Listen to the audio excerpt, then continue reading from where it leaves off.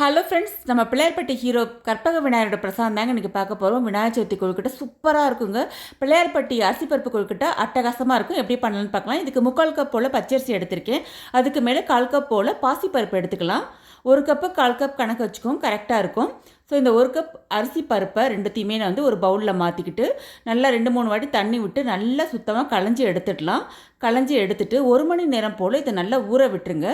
1 மணி நேரம் ஊறினதுக்கப்புறமா இதை வந்து ஒரு சல்லடையில் தண்ணி போக நல்லா வடித்து எடுத்துக்கிட்டு ஒரு காட்டன் டவலில் ஒரு 15 நிமிஷம் போல் ஃபேன் காற்றுல உணர விட்டு எடுத்துக்கலாம். இப்போ அடுத்ததாக இதை ஒரு கடாயில் மாற்றிட்டு நல்லா ட்ரை ரோஸ்ட் பண்ணிவிடுங்க. கை பொறுக்கிற சூடு வந்தால் போதும். நீங்கள் நல்லா ட்ரை ரோஸ்ட் பண்ணிக்கலாம். அப்படி இல்லைன்னா நெய் போட்டு கூட இதை வறுத்து எடுத்துக்கலாம். நான் ட்ரை ரோஸ்ட் தான் பண்ணுறேன். இப்போ ஒரு பிளேட்டுக்கு மாற்றி நல்லா ஆறின பிறகு மிக்ஸி ஜாரில் சேர்த்துக்கலாம். கண்டிப்பாக இதை வந்து ரவை பதத்துக்கு தாங்க அரைக்கணும். நைஸாக மட்டும் அரைச்சிடாதீங்க. இந்த மாதிரி ரவை பதத்துக்கு அரைச்சி எடுத்துக்கணும். இப்போ 1க்கு 3 கப் போல் தண்ணி விட்டுருக்கேன்.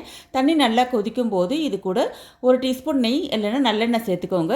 ஒரு 1/4 டீஸ்பூன் உப்பு, 1/4 டீஸ்பூன் வந்து ஏலக்காய் பொடி, இது எல்லாத்தையுமே சேர்த்து நல்லா தண்ணி கொதி வரும்போது அரைச்சி வச்சிருக்கக்கூடிய இந்த அரிசி பருப்பு கலவை இது கூட சேர்த்து நல்லா கைவிடாது கலருங்க.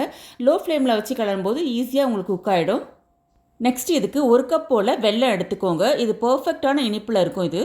ஸோ 1 கப் அரிசிக்கு 1 கப் வெல்லம் கரெக்டாக இருக்கும். இனிப்பு அவங்களோட விருப்பம் தான், குட்டி குறைச்சி சேர்த்துக்கலாம். இது 1/4 கப் போல் தண்ணி விட்டு நல்லா கரைச்சி வடிகட்டி எடுத்துக்கலாம். இதையும் இந்த கலவையில் சேர்த்து நல்லா கைவிடாது கலருங்க. லோ ஃப்ளேமில் வச்சு கலரும் போது ஆட்டோமேட்டிக்காக திக்னஸ் ஆகிடும். இது கூட ஒரு 1/4 கப் போல் துருவன தேங்காய் சேர்த்து நீங்கள் கலரும் போது அது எக்ஸ்ட்ரா மாய்ஸ்சரைசர் எல்லாத்தையுமே அதை அப்சர்வ் பண்ணி நல்லா உருட்டு திரட்டிக்கிட்டு இந்த மாதிரி நல்லா திக்காக வந்துடும். இந்த ஸ்டேஜில் அடுப்பை ஆஃப் பண்ணிவிடுங்க.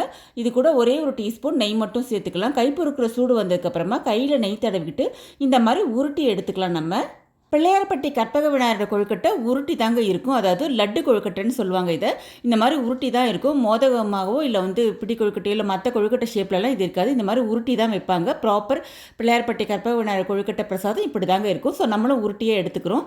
இது எல்லாத்தையும் வாழை இலை பரப்புன ஒரு ஸ்டீமரில் வச்சு நான் எல்லாத்தையும் பாயில் பண்ணி எடுத்துக்க போகிறேன். வாழை இலை வைக்கும்போது பார்த்தீங்கன்னா அது ஒரு சுவையும் மனமும் அட்டகாசமாக இருக்கும். இந்த கொழுக்கட்டைகள் அப்படியே ஒரு 10 நிமிஷம் போல் ஸ்ட்ரீம் பண்ணி எடுத்திங்கன்னா அட்டகாசமான கமகமகமகமன்னு இருக்கக்கூடிய இந்த பிள்ளையார்பட்டி ஹீரோ நம்மளோட பிள்ளையாருடைய அட்டகாசமான பிள்ளையார்பட்டி கொழுக்கட்டை அரிசி பருப்பு கொழுக்கட்டை சூப்பராக ரெடி ஆகிடுச்சுங்க.